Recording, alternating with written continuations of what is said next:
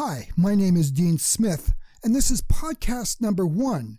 Does eye for an eye mean you love your neighbor as yourself? Welcome to a podcast by opentheword.org, where we discuss a bit of Bible, a bit of life, and a bit of politics.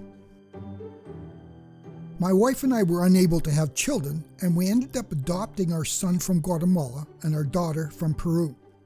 When we adopted our daughter, we had to fly down to Peru to complete the adoption process. We ended up in the very southern end of Peru in the middle of the vast Centura Desert, considered one of the driest places on the planet. Part of the adoption process involved going before a judge who would approve the adoption. We had a lawyer, and the case was being handled in the judge's office, and as we walked down the corridor of the court building to her office, we noticed a one-way Jesus sticker on the judge's door. She was a Christian. The legal proceedings were handled by the judge, who asked a series of questions in Spanish to our lawyer, who was the only person in the room who knew both Spanish and English. I was the one answering the questions. It felt like an interrogation room, peering into a bright overhead light, sweat pouring down my face. Well, that may be a bit of an exaggeration, but nevertheless it felt intense. And then the judge asked one question, and my mind went completely blank. Before I tell you the question, let me give you a bit of a background about myself. I am a seminary graduate. I have taught at Bible school and preached dozens of times. The judge asked me what was the Bible's greatest commandment. When she asked that question, my mind went completely blank. I have studied the Bible for years, and after she posed that question, I wasn't even sure at that point if there were any commandments in the Bible. Through the haze, I could see everyone staring at me as I stood there struggling to find the answer. After what seemed like hours but was only a couple minutes, I finally remembered one of the 10 commandments and blurted it out. I answered, "Thou shalt not commit adultery." You should have seen the shocked look on my lawyer's face. My wife was horrified. So what happened?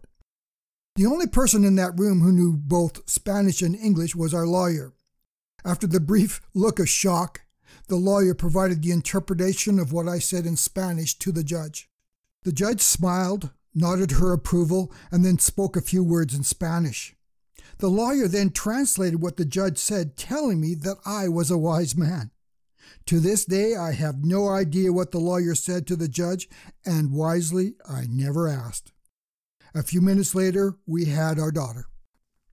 Now, Jesus found himself in a similar situation in Matthew 22, when the Pharisees cornered Christ and asked him exactly the same question.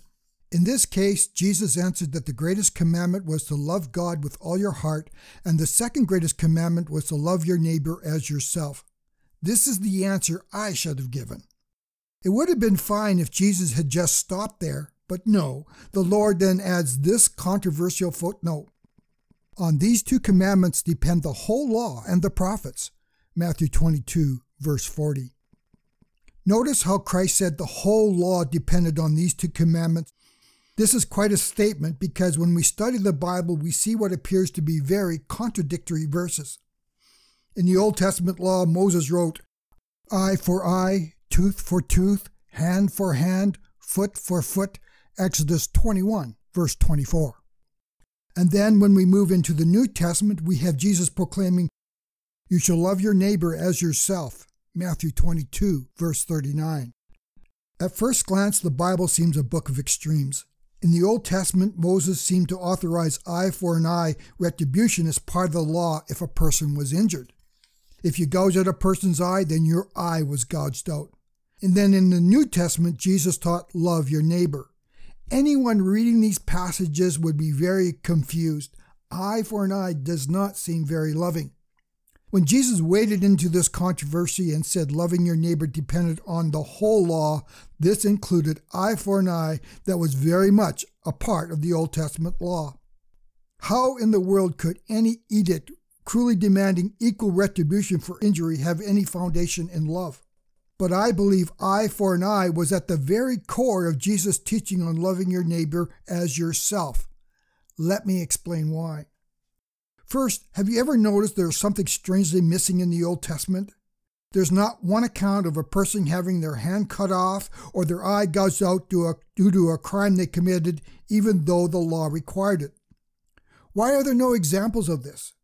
To understand what is happening here, we need to look at how Jewish law worked. It was very, very different from our Western law. While Western law focuses primarily on punishing offenders, Jewish law focused on restitution. For example, if a man accidentally killed a neighbor's donkey, he was required to pay financial compensation but kept the dead donkey. If a person stole an ox, he was required to pay restitution double its value provided it was recovered alive. If not, the thief paid 5 times the value. If the offender was unable to provide proper financial compensation, he was sold as a slave for his theft. This generally resulted in the individual working for the victim until the debt was repaid to a maximum of 6 years. So in what would be our equivalent of imprisonment, the intent was still repaying the victim. The second element setting Jewish law apart was a responsibility given every Israelite to read and memorize the law. Citizens were supposed to be aware of their rights and obligations, so the tools were in place to work out grievances on their own. But invariably, situations arose where individuals refused to pay or disagreed on the circumstances. In these instances, the victim could take his offense to the elders at the gate, who routinely gathered to hear disputes. We see references to these elders at the gate in Deuteronomy 25 verse 7 and Joshua 20 verse 4. The elders at the gate, or judges, also ruled on the more serious criminal cases. After hearing the dispute, the elders had the authority to force restitution or judgment. Jewish law was pretty straightforward on property law such as a stolen donkey, but personal injury complicated matters. If a person accidentally hurt another, even in a fight, he was required to pay for time and income loss and any medical treatment. Provided the injured person recovered, there was no other expectation. But what happened when there was permanent personal injury, such as a loss of an eye, tooth, or even a hand? This is where eye for an eye, tooth for a tooth kicked in. It first ensured that punishment was equal to the crime. It was an eye for an eye, not 2 legs for an eye. But since there are no biblical examples of an eye for an eye actually being used in the Old Testament, I checked with some Jewish theologians to find out why Israel never practiced this aspect of the law. In his article, Parshat Mishpatim, Orthodox Rabbi Jill Student says, according to the Jewish Talmud, an ancient Jewish commentary, the intent of eye for an eye was for financial compensation, not retribution. The ancient rabbis pointed to such verses as Numbers 35:31 and Exodus 21:30 as evidence. In Numbers 35:31, Moses writes, "Moreover, you shall not take ransom for the life of a murderer who is guilty of death, but he shall surely be put to death." Notice carefully what this verse says. Moses stated that the Jews should not accept a ransom payment for a person guilty of first-degree murder. By implication, this means that a ransom or payment could be accepted as compensation for all other types of personal injury. In other words, the law allowed financial compensation for every form of personal injury and crime except first-degree murder. But notice the word ransom. It's key here. It speaks of a person holding another captive and demanding payment for its release. This meant that under the law, if a person was blinded, he was literally holding the eye of the person who committed the crime for ransom. The offender had to pay a ransom to the victim to release his eye from similar eye for an eye punishment. Eye for an eye determined how much ransom was paid to the victim.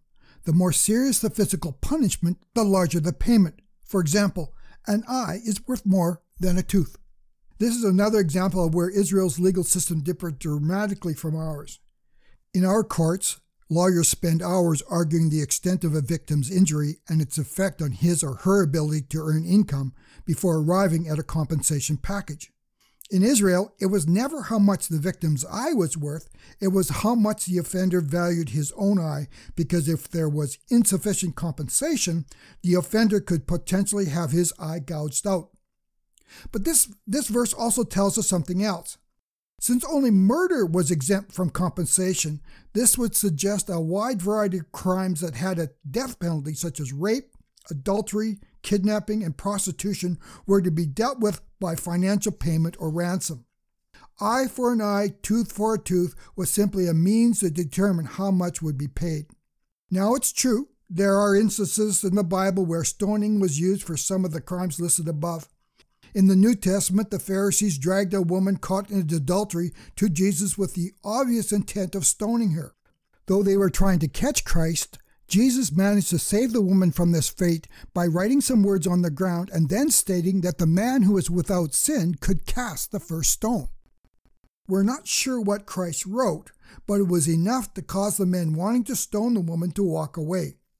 Jesus freed the woman because this was never the intent of the law. Though the law was intended as a way of determining financial compensation, the death penalty proved popular among certain elements of Jewish society, particularly the Pharisees.